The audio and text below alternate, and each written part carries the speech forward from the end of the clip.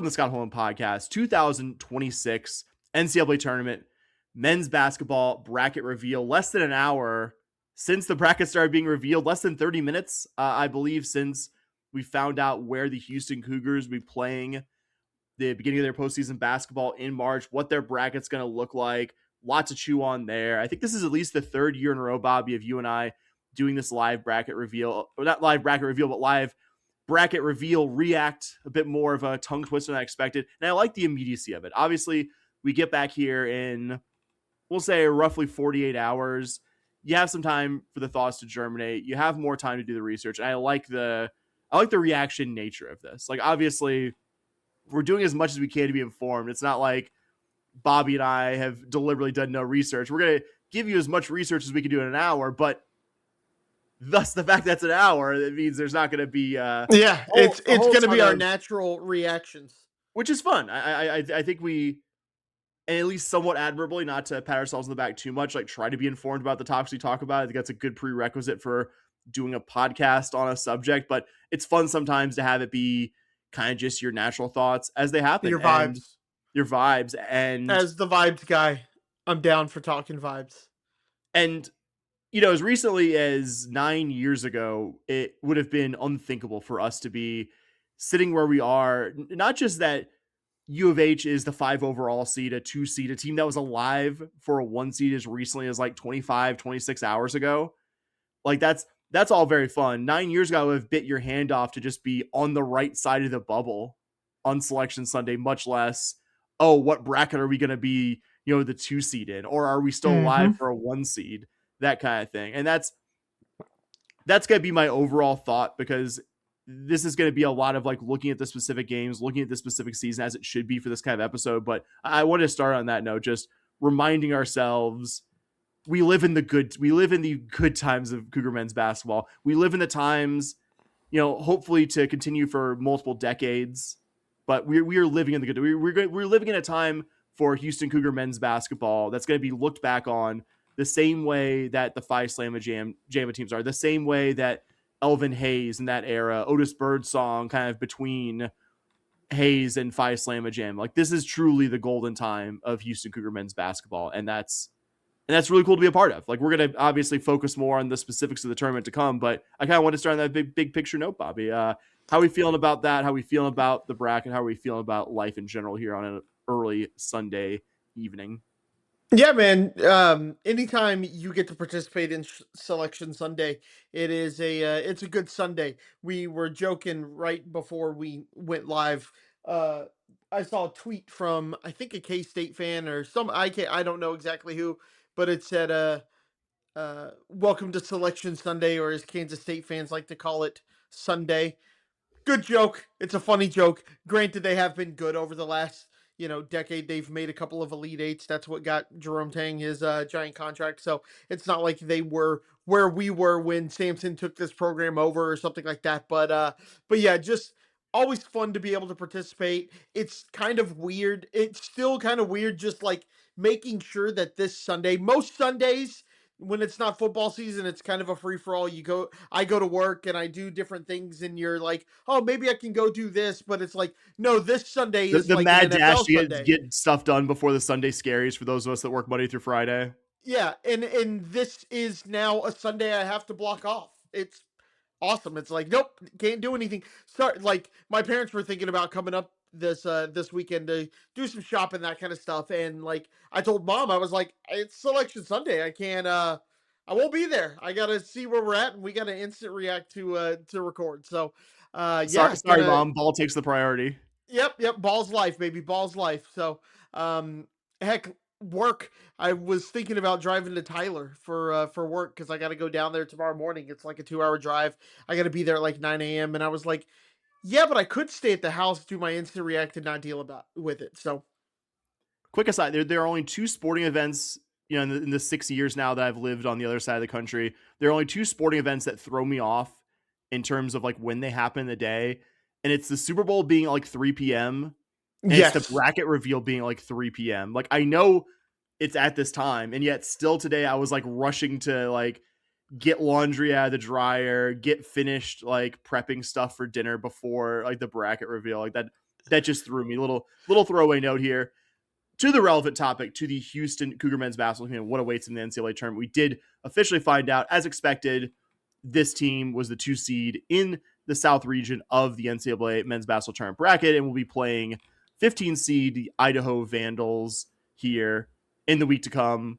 We'll zoom in on the Vandals. We'll zoom in on the bracket itself here in a little bit, but I think an appropriate starting point, and we'll note when we get back to our Tuesday episode, we're going to look much more in depth at the Big 12 championship games that happened, the Cougs wins over BYU and Kansas, and the loss in the championship game to Arizona. Acknowledge them here, and acknowledge, I think, the most important talking point coming out of that tournament, which is U of H, a team that I don't want to speak for you here too much, but I think we both went into the championship feeling like U of H was pretty locked on to the 2 seed. Now 1 seed was impossible, and I don't think either of us really gave it much consideration until you beat the brakes off Kansas in the semifinals, and next morning or next early afternoon, Florida loses decisively in their SEC semifinal game with Vandy.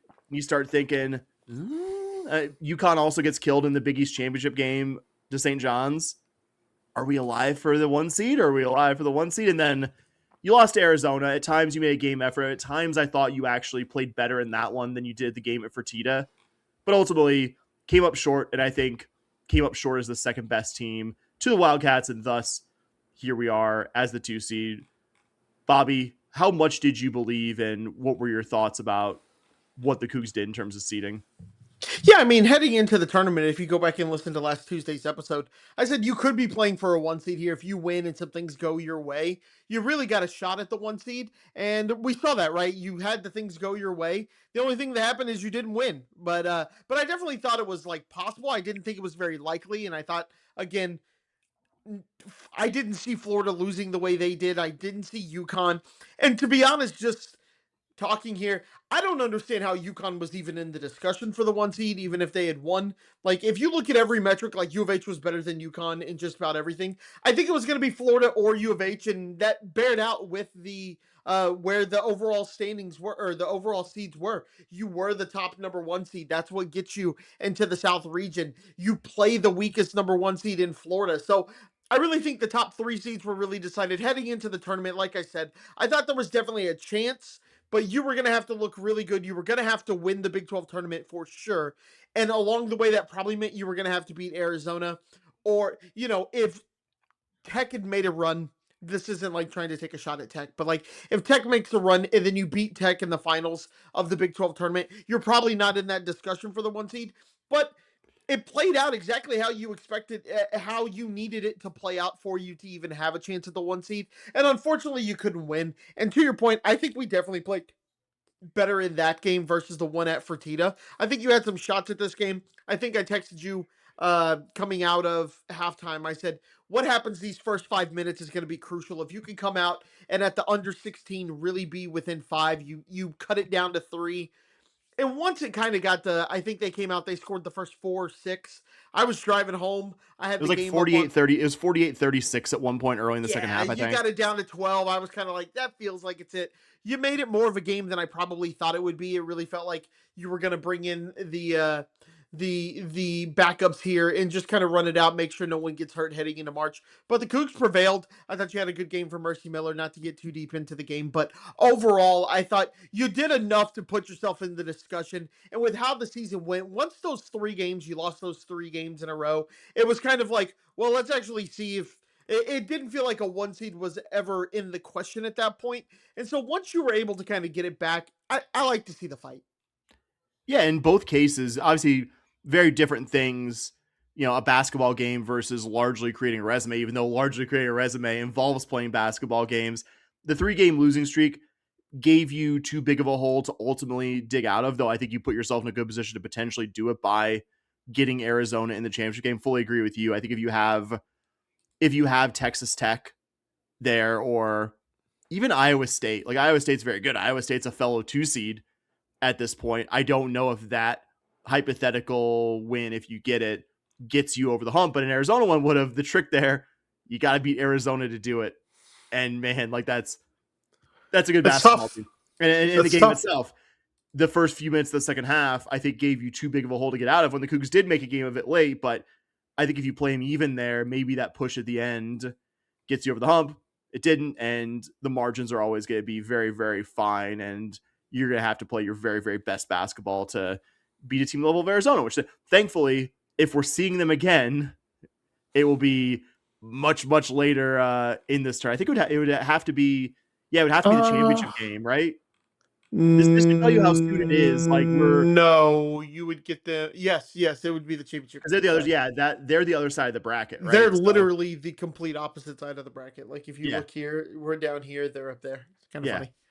yeah. I mean, again, we're recording this less than an hour after they started revealing the bracket, so a little caveat there as we're still trying to get that figured out. But I think we go from here, Bobby.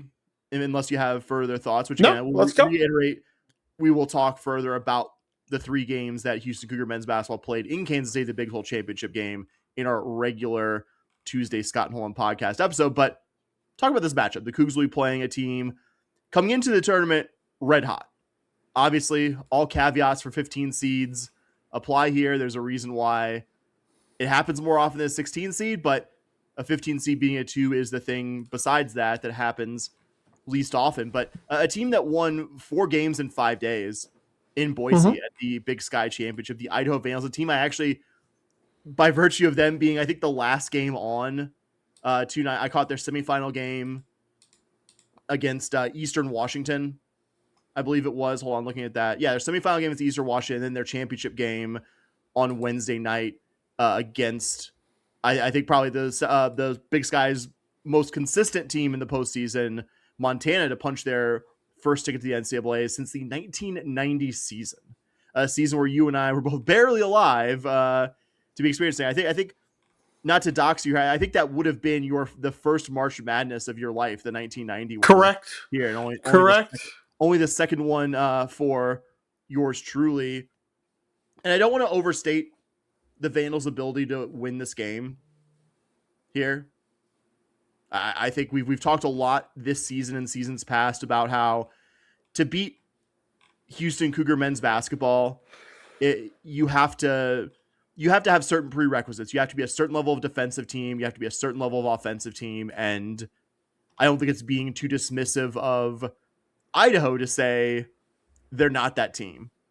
I think pretty interesting resume, Bobby. Like you look at the non-conference and you're like, well, they didn't play anyone that good, but they also didn't play anyone that terrible either. Like they firmly in that area of like they didn't play any of like the 100 best teams in the country, but they didn't play many of the 100 worst in the country either. Opened the season with a nice rivalry win at Wazoo. If you don't know, Idaho, Wazoo are separated by only like 10 miles or something like that across the Washington Idaho border. That's a big one. That was a nice one to get the season started for them. Did lose to Sam Houston, who had a nice season in Conference USA by 26. Where was that one played? That was played in Boise Hmm. as well. Lost to common opponent Notre Dame by 15 in South Bend in early December, and didn't have an amazing Big Sky season for, I think it was a pretty promising, non-conference play. They beat Washington State. They beat CSUN, who was one of the last teams alive in the Big West tournament as well. And then they had one stretch from late January to just before Valentine's Day where they lost 5 of 6 in Big Sky play, but only lost 2 games from middle of February to now. So definitely a team playing their best basketball here right now. Bobby, what stands out to you about Idaho?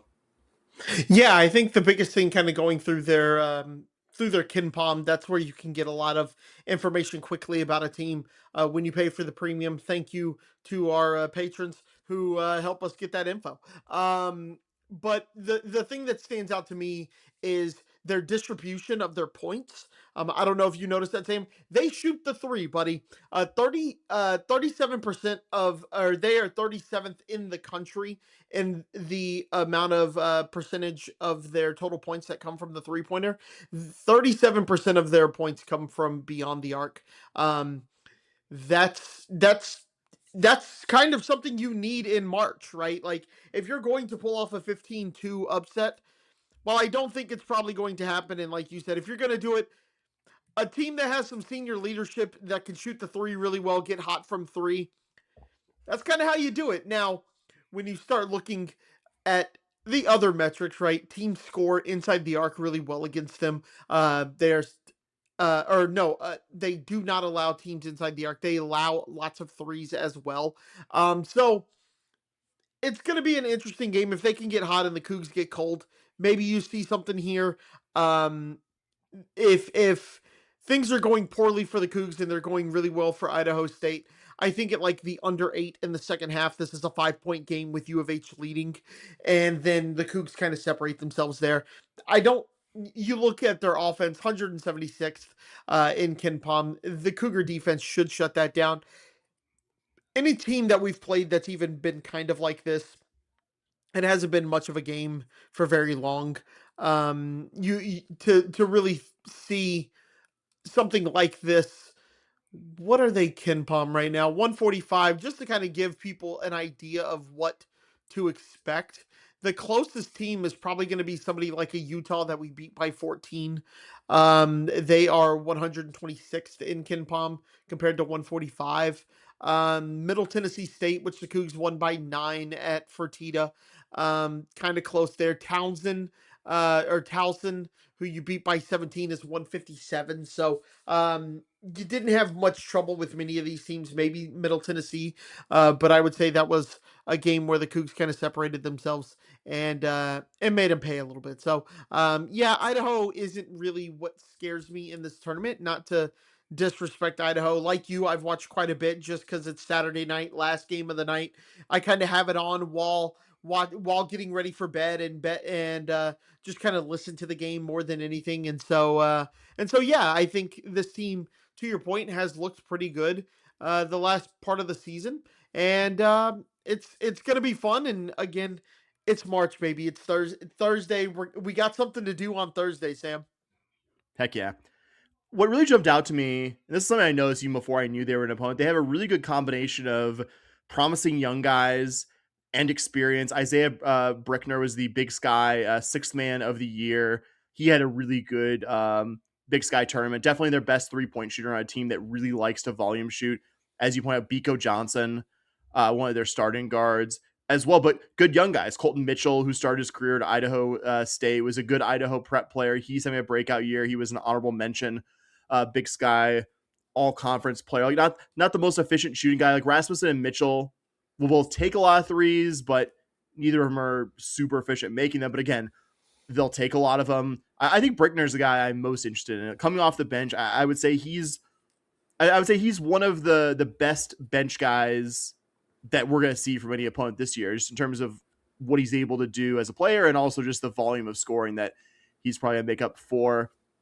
Idaho, excuse me, I almost called them Idaho State. I almost offended Ooh. all the Vandal fans listening by confusing them with the ISU Bengals. Brody Roberry, for Cougar fans who've been following it a little bit longer, he's like Kyle Meyer if you turned up the weight slider. He's a little bit bigger than Kyle Meyer was, early Samson, big man from like the 2015 to 2017 range, but can actually shoot the three a little bit. Not going to take very many of them, but I remember Montana left him wide open on a critical possession late. And you saw him pause for a second. He's like, okay. And he was like straight on the basket and just nailed a three at a really big point in that game when Montana was trying to get back in. He's one to watch. And they go 9 deep, and legitimately all 9 of those guys could be an impact guy. And I think the best example of that is Trevon Blasingame, who had a really nice game in the final. Was 5 of 6 from the free throw line, as a guy who did not shoot well at the free throw line all season and hit some really, really big freebies into that one to keep Montana from ever getting that back into that one in the final minute or so of that game. It's a good combination of, I think, veteran guys who played a lot of college basketball either at Idaho or elsewhere. They have a decent transfer representation on this roster, and also like young guys who could get better here. Their coach Alex Pribble was a really good small college coach. Was on the Seattle staff when Cam Tyson, Cougar cult favorite, was playing for the Red Yeah. Hawks as well. And I think, given the challenges of winning at Idaho, like Ken Palm's been around for almost 30 years, Bobby, and Idaho's last appearance in the Big Dance well predates the Yeah. existence of Ken Pomeroy's. Well, almost well predates the existence of the internet outside of it being Department of Defense adventure. Defense, yeah. Yeah, like that's how long it's been for them, and that's always a really cool story. Don't turn the ball over very much, and they're good at keeping opponents from grabbing offensive boards, which I think are two key things to watch in this one. But broadly, I think I agree with you. I don't expect this specific matchup to be a challenge for the Cougs, and for once, I don't think I'm jinxing our team of choice here by saying that. But again, punchy mid major, playing their best basketball this season right now. But like a lot of the high number seeds that we've seen here in the last several years facing the Cougs in the opening round of the tournament. And I think few of those really, I want to say, was it the last year Sasser was here? Like the 2023 one, I remember being kind of a heart and mouth one for a bit, but not often are these the games that give us gray hairs when Cougar men's basketball is in the tournament. And I don't think Yeah. 2026 will be an exception there. So looking at the bracket, I think larger, not to, again, look ahead of this opponent. We did spend 10 minutes on Idaho, lest anyone think that we're underestimating the Vandals here. For our purposes, look ahead a little bit to the matchup that could await the Cougs and OKC in the round of 32, where they could potentially get the winner of 7 seed St. Mary's and 10 seed Texas A&M. Very, very different coaching situations there. Randy Bennett has been at St. Mary's basically since I've been following college basketball meaningfully. Like, I think he was one of the first guys to bring in Aussie players there. Patty Mills and Matthew Dellavedova, I think, being the highlights of future pro guys who played for the Gales. Always kind of that, number two in the West Coast Conference, but a respectable number two behind Gonzaga. And those Gonzaga St. Mary's games, that's one thing I'll miss, by the way. Don't want to get too sidetracked here, but with Gonzaga going to the new Pac-12 next season, that means the end of, I think, really compelling late night Gonzaga St. Mary's games for those are hoop fans. And Texas A&M, who's in their first year under Bucky McMillan, Samford head coach, ultra successful high school coach in Alabama as well. They run a very frenetic press there, and obviously our chance for we've had a lot of near misses, by the way, with A&M.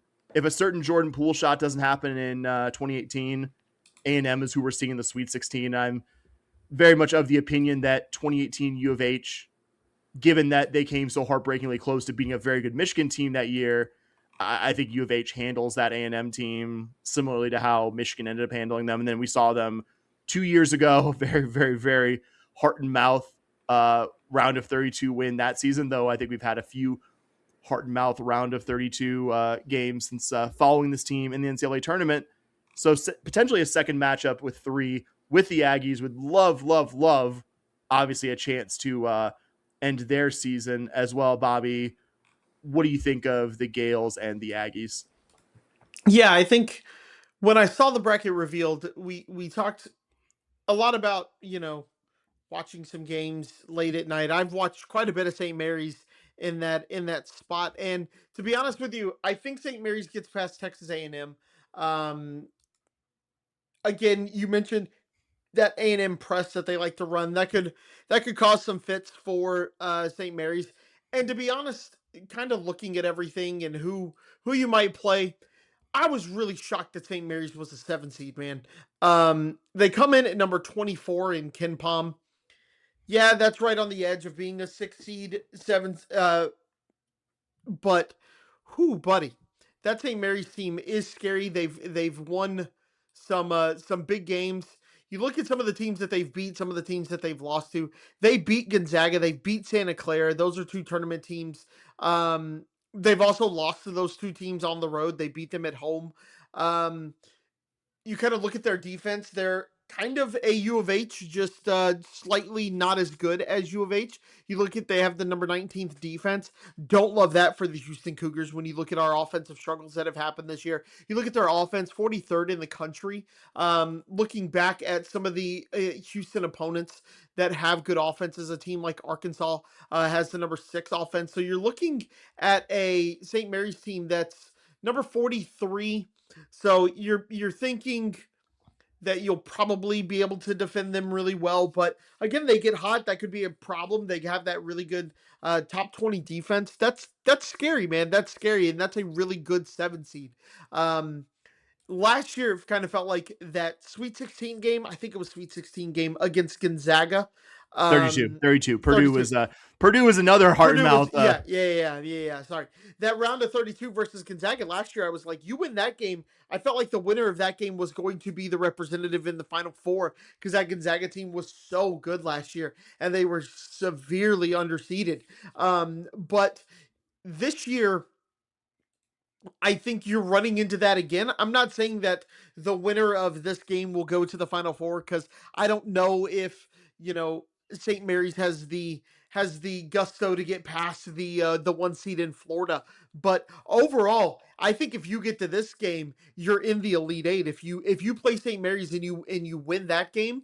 Not saying that a possible Illinois matchup doesn't scare me as well. It does, but that really feels like a really tough matchup for the Cougs with a team with a really good defense in St. Mary's. Now, if you end up playing A&M, I think A&M is just solid, right? Like they're not going to absolutely shut you down. They're number 49 offensively, number 41 defensively. They play with that really high tempo, but the Cougs have done a really good job of not getting suckered in to having to play other teams' tempos. It hasn't really happened this year, even though it has happened in the past. You have a freshman in Kingston Flemings that can play fast as well, and he's really good when he plays fast. That's something that previous Cougar teams just hasn't really had. Like Sasser could play fast, but Sasser was much better assessing. He had like really high basketball IQ.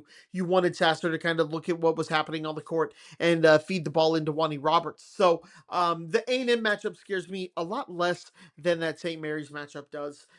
If you do end up having to play A&M. Yeah, good contrast for a 7-10 matchup there. You have very deliberate St. Mary's, who I think in a lot of ways, most general sense, like there's obvious differences, but similar to U of H, deliberate team, usually very, very good to elite defensively year in, year out. And, depending on the year, depending on, I think, the amount of veterans that St. Mary's has, the offense kind of varies based on that. And I would still say this year's St. Mary's team definitely you could describe them as still good to very good, 43rd overall offensively. And the difference also like style wise, I mean, and again, like this is not a podcast where we like go out of our way to flatter the SEC. So conference strength of schedule does play a part in this, but A&M goes into the tournament losing 6 of their last 10, needing a triple overtime win over LSU in Baton Rouge. And LSU was one of the worst teams in the SEC this season. Like I actually watched that one just because it was during halftime of a not very good UNC Duke game, and I was cleaning the kitchen, I was doing some dinner prep, and I just had that on and just realized after about 15-20 minutes, I'm like, ooh, this game's a banger. Like I have no real rooting interest, I guess very slightly preferable to LSU, but not really strongly there. And it ended up just being a very good basketball game. I left that one with a big appreciation for Rashawn Agee.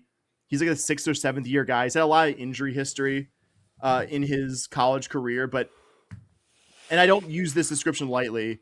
He's kind of like he strikes me as like a Samson guy, like a big man. He could do some stuff offensively. He's gonna, I think, really represent himself well rebounding wise. He's top 30 in the country in defensive rebounding percentage, top 200 in offensive rebounding, true 3-level scorer. And I think the most impressive thing, a guy who gets to the free throw line a lot, which that's probably the thing. If A&M is the team we see, I think that's what probably gives you the most stress. They're pretty good at getting to the free throw line. They want to play the game at a different tempo than U of H, though U of H has been generally pretty good. Like you've played some up tempo teams this year, other than maybe Arizona.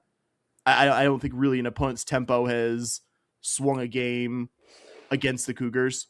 If you're asking me who I would want as the matchup, I think St. Mary, even though again St. Mary's finished the season, regular season super hot, did lose to Santa Clara, although I think no one would say Santa Clara isn't a quality team in their own right. And certainly that night at the WCC tournament, Santa Clara was playing for their season.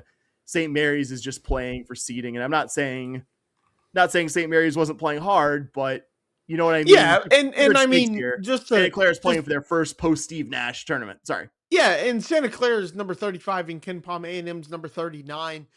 Santa Clara made the tournament as an at large when they won that game. I think that really solidified them. So yeah, It's not like Santa Clara's this bad team just because they don't have that name behind them. They're a top 40 Ken Palm team that I think was easily in the tournament. If you'll recall, we actually during the last year Sasser was here as junior year Jamal Shea. We actually played St. Mary's in non-conference of the year. And I looked to see if they had any guys left over from that team, and actually their starting center Harry Wessels was a not super used. I think he played 7 minutes in the game against the Coogs in 2022. It would have been 22 of that season. Big man who's actually developed into a pretty nice big man now in his final year in college, 11th in the country in offensive rebound percentage. Also, his teammate, 7'3" Andrew McKeever, who had a really nice game against Santa Clara, mostly comes off the bench, but two different guys who are top 11 individually in the sport in offensive rebounding percentage. It's a Cougar team that, for all things, does well. As good as the Cougars are at grabbing offensive rebounds, elite some years, generally not as good at keeping opponents off the glass. So I think that's going to be something big to watch if the Cougs and St. Mary's end up being the round of 32 matchup here. And obviously, disciplined veteran defensive team. I know St. Mary's has a reputation as a team makes the tournament, good quality mid major. A lot of early in the tournament losses, which is why I wouldn't be totally surprised if A&M is the team we're seeing 2 days after. Hopefully, an easy, stress-free win over Idaho. But yeah, both opponents, I think, give you some matchup challenges, but neither of them puts the fear in me the same way that Gonzaga did. And I don't think that's an especially controversial take here. Bobby, do you have any more St. Mary's or A&M round of 32 thoughts? Nope. So look at the South region a little bit larger here. We're not going to get ahead of ourselves and talk Final Four and that stuff. As much as we can look ahead as podcasters, I think it would be irresponsible to get too far ahead of where we're going to be in the tournament and the challenges, at least post round of 64, that you're probably going to face here. But who are the other teams in the South region that have caught your eye, Bobby? Yeah, a team I kind of like, as weird as this is going to sound, is there's a team, the number 12 seed, McNeese, that they have that whole thing kind of built up. They are that 12 seed that just kind of scares you, that you see could go out. They won a ton this season. Let me pull up their Ken Palm real quick. But they don't lose a lot, right? You see that happen often in the NCAA tournament, where a mid major or low major, as even you might want to call McNeese, is comes in and they just play really well. They don't lose a lot in their season. Sure, you can say they haven't played anybody, and okay, that's fine, right? But you just look. They played Santa Clara to 12 at Santa Clara early in the season. They've lost 4 games all season, man, or 5 games. I'm sorry. That's huge. Like, that's just kind of one of those things that you don't see very often. So they're only projected by Ken Palm to lose by 10. um Ken Palm's been wrong before. You look at some of the games that they've played. Michigan, they lost by quite a bit to Michigan, but so did everybody. um I would say they beat number 85 George Washington, number 91 SFA. They also lost at SFA. I'm not saying that they are going to go in and necessarily win, but I think they are going to give the 5 seed a little bit of a scare.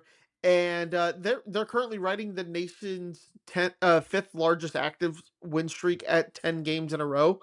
Like, it doesn't matter who you're playing, that's still impressive. And that just really feels to me like one of those teams. You always see a team that wins like 27, 28 games go on a little bit of a run in March, just because they just know how to win, and there is a skill to learning how to win. Like in golf, I play golf.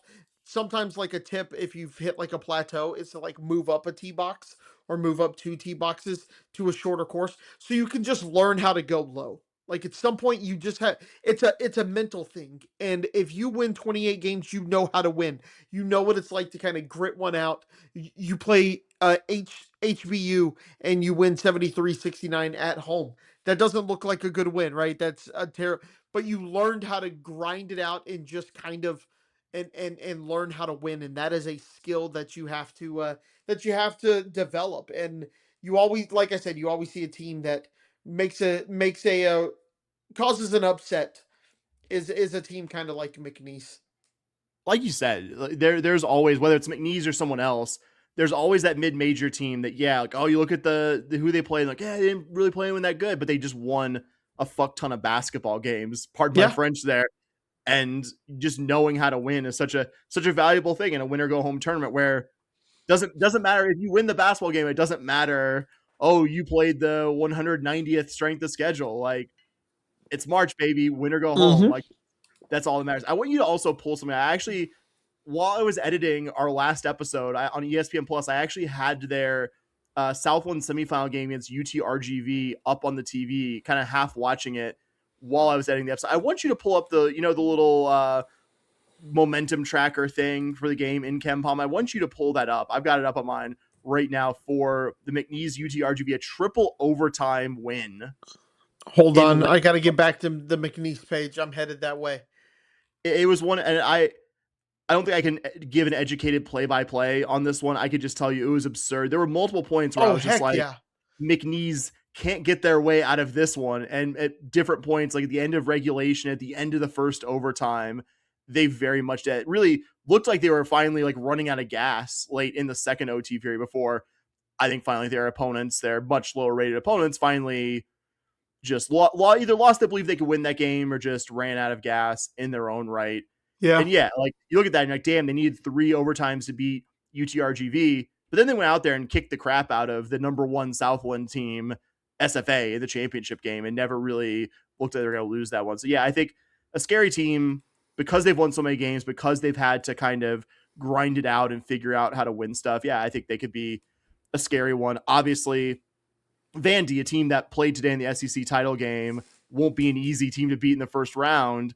But at the same time, it does feel like it's those less established power conference teams. Like, yes, Vandy has a great coach in Mark Byington, who took JMU to their first tournament ages 2 years ago, who's taken Vandy to not just being in the tournament, but being into the tournament very comfortably as an at-large, his 2 seasons in Nashville. Very good coach. And of course, McNeese will be the odds-on favorite to lose this game. But yeah, I think that's a good pick in the 12-5. Illinois is a really interesting one. I've just by and a happenstance, possible Elite Eight matchup for you.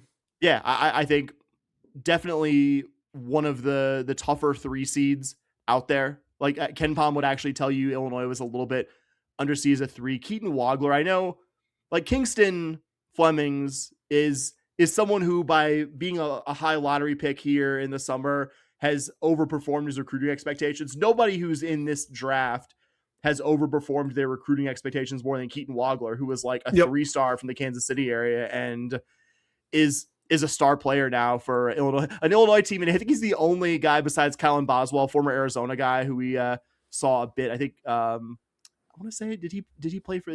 Was he with the?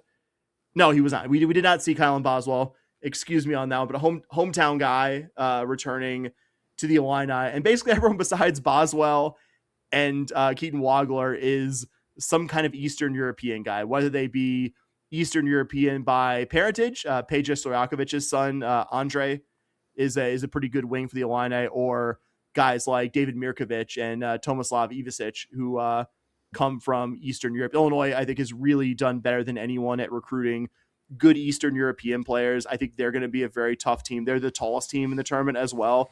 Average height, Bobby. Average height, 6'8". Like I mean, size isn't as important as people think if it's not skilled size, but I think very fair to say Illinois has the skilled size. And it's going to sound crazy to say this, or a little crazy to say this, because I'm talking about the defending champions here, but I think Florida's actually coming to this tournament better than Mhm. last year's Florida team. You think? Yeah.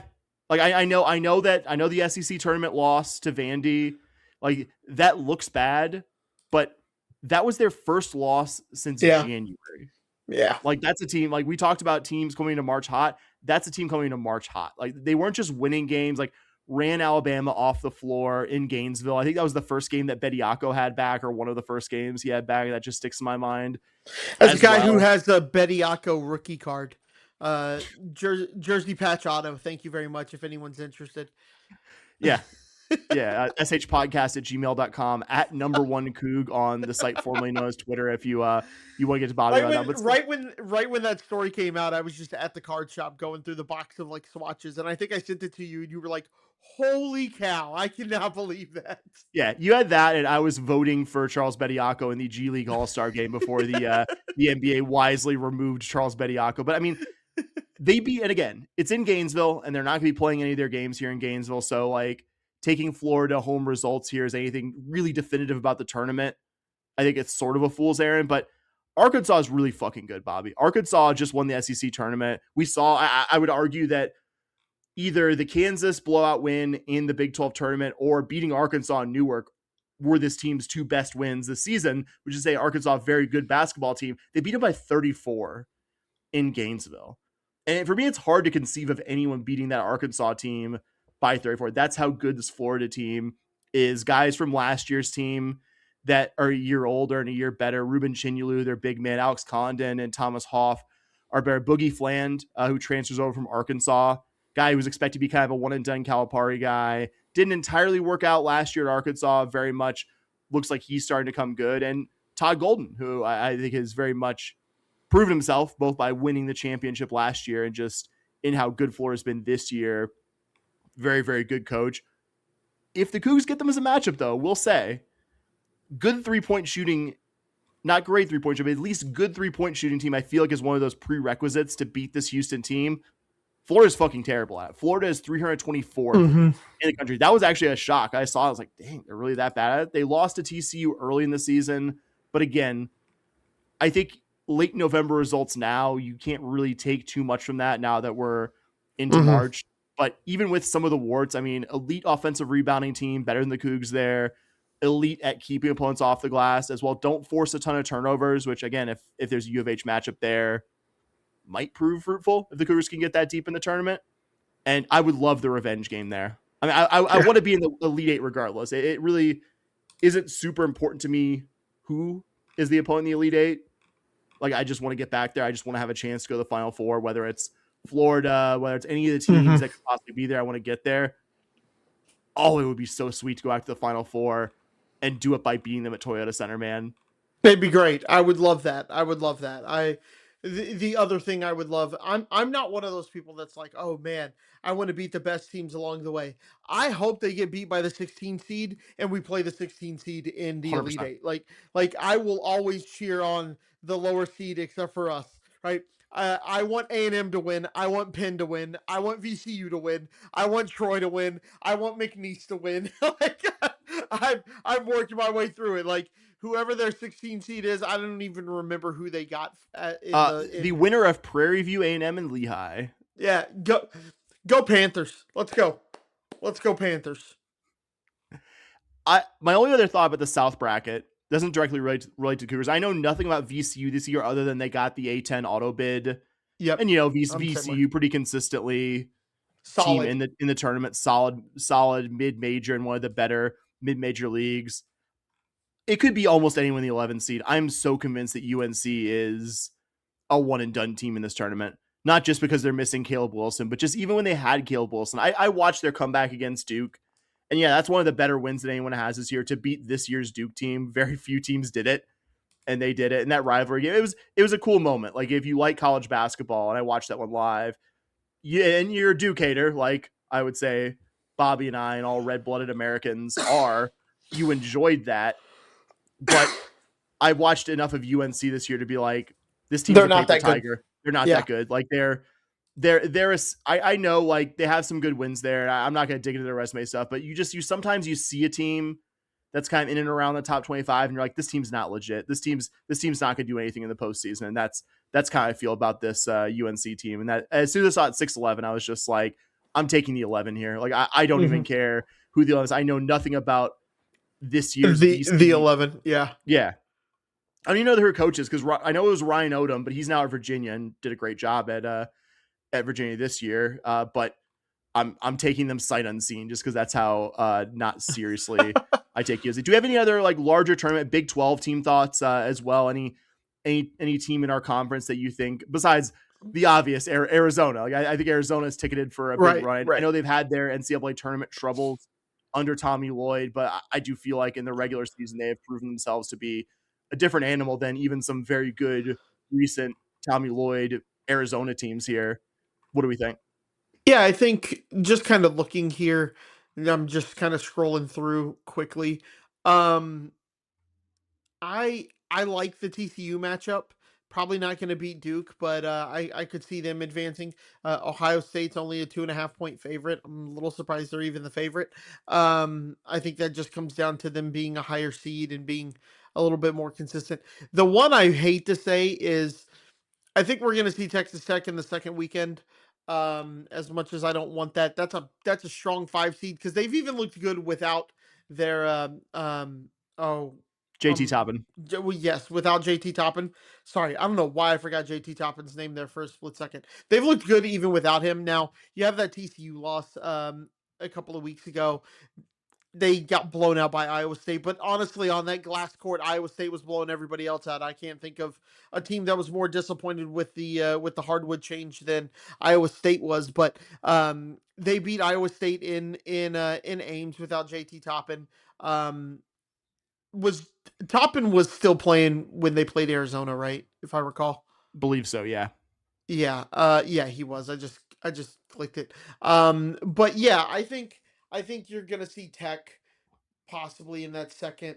And look, this is also me going to just kind of clear it out here, or just I watch more Big 12 basketball than I do anything else, so I'm much more familiar with Texas Tech than I am Alabama. Even though we did play Bama, and I've done my research on Bama. I just again, I'm a little biased towards the Big 12, not because I'm a fan of Texas Tech, but I've just watched a lot of their basketball. So, yeah, you could possibly see them headed into the Sweet 16 into that second weekend. I like those matchups for Texas Tech. Yeah, I'm with you. I think their ceiling and their floor at this tournament is Sweet 16. I do think Christian Toppin going out obviously not ideal, but I think it's allowed Christian Anderson, who is already one of the better guards out there. I think a guy who's going to be playing NBA professional basketball specifically in a year's time. This allows him to really show off what he's capable of and not in the shadow of JT Toppin, who obviously they would much rather have than not have, but you could do a lot worse than Christian Anderson being your lead guy if you are missing JT Toppin. I am also so convinced, even though they looked pretty good in the Big 12 tournament, BYU in the 6-11, I don't know who's coming out of the UT Austin or NC State game, and neither of those teams really great. They're very classic, like just in the field of 68. I think those teams are good arguments for why you don't expand the tournament. Like, Yes. yeah, they got in. Like, I don't want to give the Horns or this year's NC State team too much credit, but like, yeah, they probably had a tournament resume when it was all said and done. I can't say any of the teams that got left out were better than that. I don't want worse teams than that team in the field. That being said, I won't believe in this BYU team, even coming off a year last year where they actually did better. They did better than I think any post Jimmer for that BYU team has done in the dance. I'll believe it when I see it with them. I don't see it with them. I don't think Kansas is going to lose their first round game to Cal Baptist, but I'd be surprised if they're in the second weekend as well. I just don't see it from this Kansas team. I don't see a first round loss necessarily, though. I don't think that's impossible, but I don't see a deep run either. Not just because I'm biased from watching the Cougars just manhandle them in the semis in KC, but I mean, I don't know what you would see from this year's Kansas team. Gray's Darren Peterson has been, as much as they're the only team this year to truly beat U of H's ass like they did in Lawrence last month. I just don't see a deep run from them. That was the first thing I saw. I don't see a first round loss, but I don't see a deep run from them either. I see it at about a Sweet 16 for them. I don't see them beating Duke, but I'm way out on St. John's. One of the podcasts you and I both listen to. Their Ion guy on College there, Basketball Podcast, by Ion the way. College Basketball from CBS Sports. Great podcast. Those guys are super knowledgeable. Except they're one of the two guys absolutely chose St. John's as his preseason number one, and he's been regretting it ever since. St. John's has looked better as the years kind of gone on, but I am so out on St. John's that I think Kansas will take them there. I mean, I don't have a super strong counter argument there. They've been a little hot and cold for a team that's the Big East champions. They did just absolutely smoke UConn in the title game. I'm being biased, I know, by recent results and predicting the NCAA tournament. History would suggest that you shouldn't do that, but I don't think they're a Final Four, even an Elite Eight level team. But I don't know. I'm not sure I see it with this Kansas team beating them. All right, so I'm currently going through right now. You take out BYU. What Big 12 team has the smallest spread, do you think, in their game? Ooh. And I'm assuming it's not TCU Ohio State. You mentioned that was like 2.5 Ohio No, State favorite. that is the Oh, answer. it is That's two okay. and a half. What do you think second is then? Hmm. Let's see, Tech. I don't think it's Tech Akron. I don't think it's us. And I've not gotten to look at the lines yet. So is it? And I is it UCLA UCF? It is UCLA, UCF. What Wow. do you think that spread is? UCLA 5.5. UCLA 6.5. Oh, I Minus mean, minus again, six and a half. I'm being again. Shout out Johnny Dawkins for even get as much as they stumbled to the finish, as much as UCF went from being like very safely in the tournament to they're getting a little dicey Dicey. with some of their like down the stretch play. I think insanely good job by Johnny Dawkins. I think Tommy Lloyd deserving coach of the year for turning Arizona into one of the absolute best teams in the sport, a juggernaut, a team that won both the championship and the regular season of a very, very good season of Big 12 men's basketball. But getting UCF to the tournament as an at-large twice. Bobby, do you know how many times that's happened in UCF's program history prior to Johnny Dawkins going to the tournament as an at-large? Twice. Zero. Wow. They made the tournament like I think pre-conference USA or maybe pre-conference USA. Some of those years as like an auto, as an auto bid for the Yeah. Atlantic Sun or whatever leagues they were playing their basketball in at the time. But I know there's a 7-year gap in between his two at-large teams, but doing it twice, in my opinion, is It's insane. impressive. Yeah, it's really cool. I think it's going to be a short trip to the NCAA tournament for them, though. I Yeah. really do think like UCLA has been hot and cold in their own way, but Yeah, and a lot of UCF's wins and heck, it may be all their big wins came their uh, at their multi-level marketing named arena, their crypto scheme arena. What's it called? Addition Financial. Addition Financial. That's a stupid name for a stadium. Fun Double checked it. I stadium was to be right. in I though. can't believe I remembered that. Um, but yeah, if you just look at like their wins, let's see, what would you say their They best beat wins? A and They M beat they very beat early in the season, though. BYU.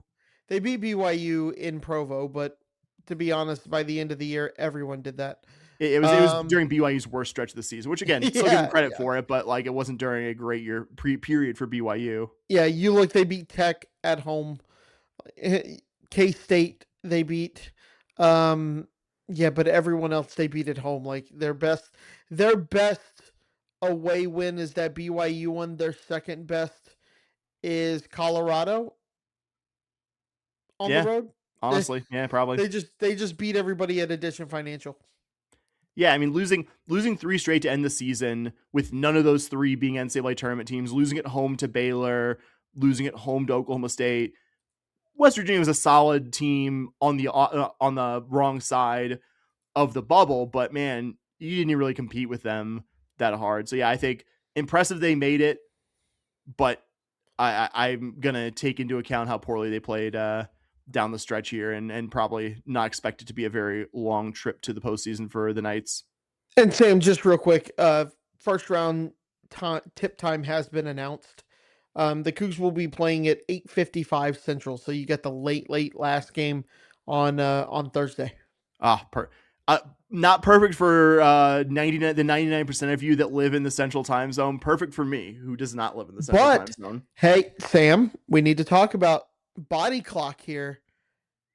Idaho will be on a better body clock than U of H Yeah, 1 hour, for one Sunday. hour ahead. It's fair. Actually, is Idaho? I think I feel Idaho like is. they got to be west, aren't they? No, I believe Idaho is Mountain Time. Hold on. Let's see. Idaho time right now. We're vamping, baby. We're vamping.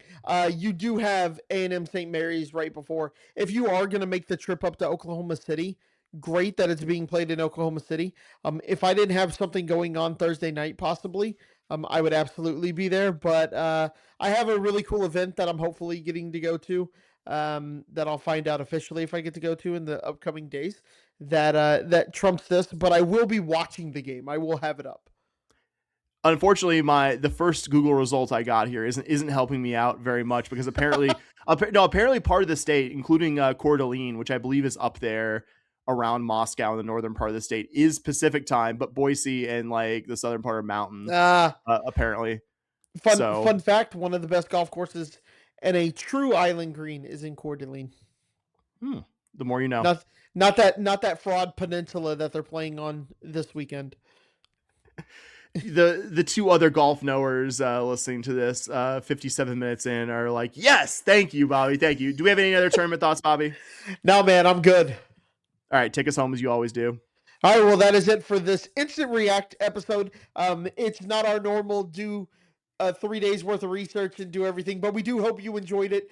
Just kind of get our initial thoughts, what has us excited for this tournament. I like these kind of things. If you Me couldn't too. tell, I feel like I do a better job speaking on these. Oh man, Grant McCaslin just popped up on my iPad where I have ESPN still on. Ugh. Ugh. But that's it for this episode. We appreciate you guys listening to us. If you have any feedback for us, you can find us on social media at SH Podcast on Twitter. If you want to find us on Blue Sky, we are at podcast.bsky.social. If you've sworn off social media, please send us an email, shpodcast@gmail.com. And if that still isn't the thing for you, but you want to throw some money at us, we will definitely take that. It will be $5 a month. You can find us on Patreon at patreon.com/shpodcast. We'd love to hear your feedback there. If you really want us to pay attention, that's a good way to get us to pay attention to you. And Sam, I think I covered it all. Happy March, buddy. Happy March Madness. Happy Selection Sunday. And what do we always say, buddy? Go Coogs. All right. Go Coogs! Let's go!